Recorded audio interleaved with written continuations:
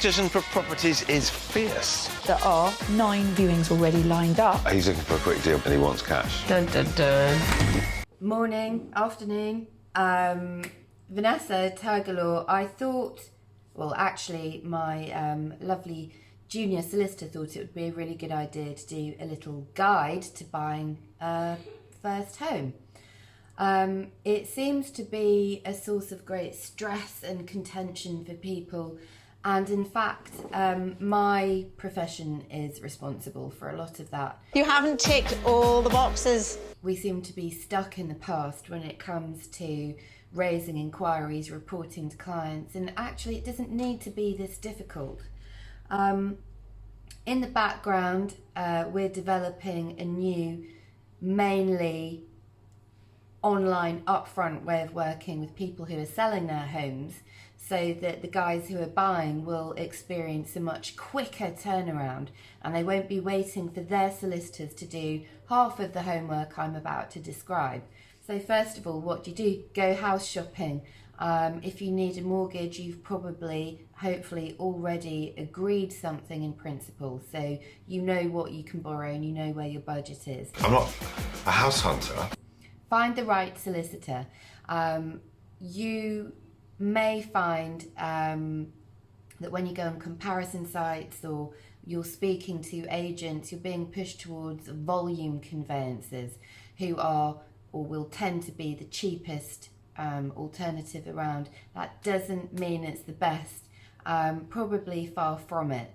To some extent with conveyancing you get what you pay for. We don't do volume work. We treat each client like an individual rather than a file.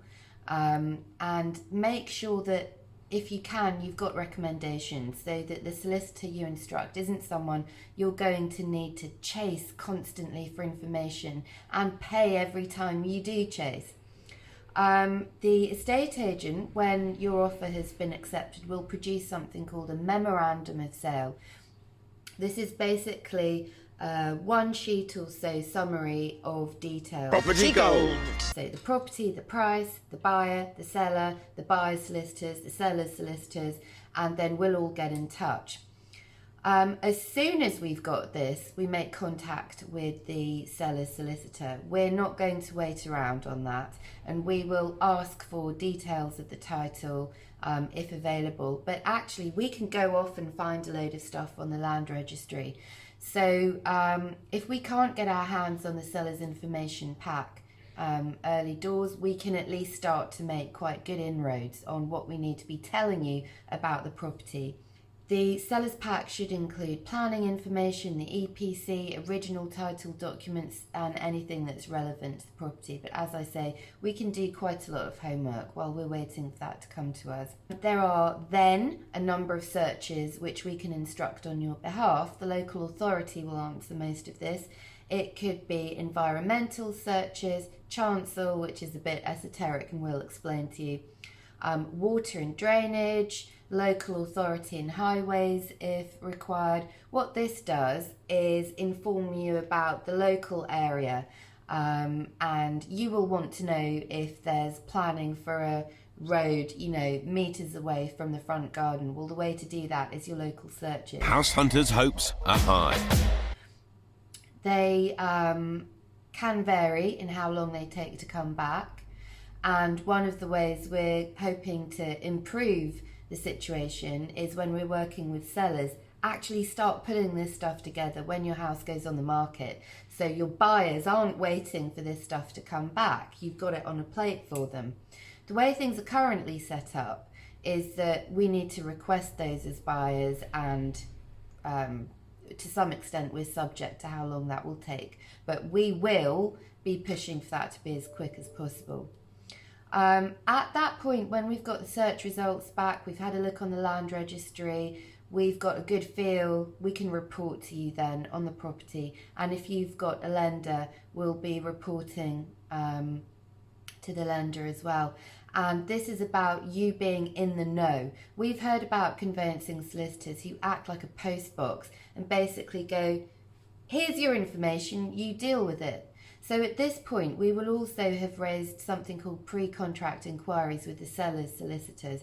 And although they are a standard format, we can add to those with any concerns we have found in the search results. But all of those search results, inquiries that come back from the seller's solicitor, this could be in a format or a language that you just don't feel comfortable with.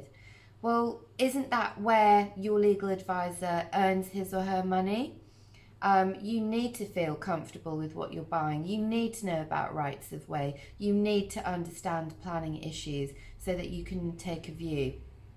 So we like you to feel emancipated and in control of your purchase, not waiting for our crumbs of wisdom that come every few weeks, leaving you stressed and in the dark. Not the way to do it.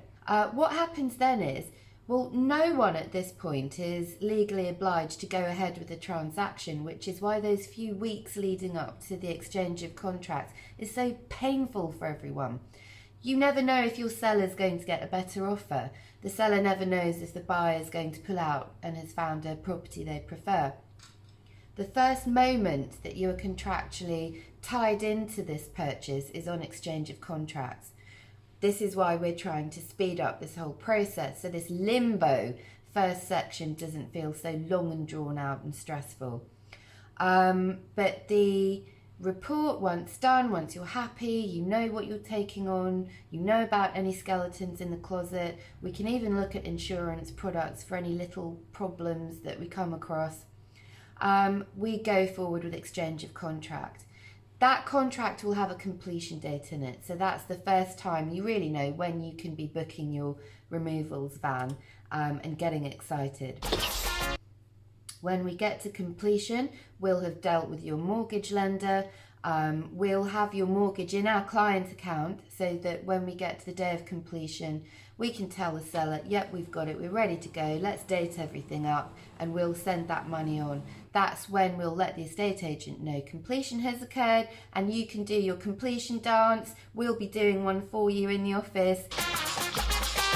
And in the background, we'll be doing some post-completion stuff. So we'll be registering you as the new owners, dealing with any stamp duty, unless you're taking advantage of the stamp duty holiday or any other exemptions, and probably sending you some flowers. So that's it in a nutshell. Big nutshell. And we're trying to make it smaller all the time, but it doesn't need to be as horrific as we're currently hearing. Thank you.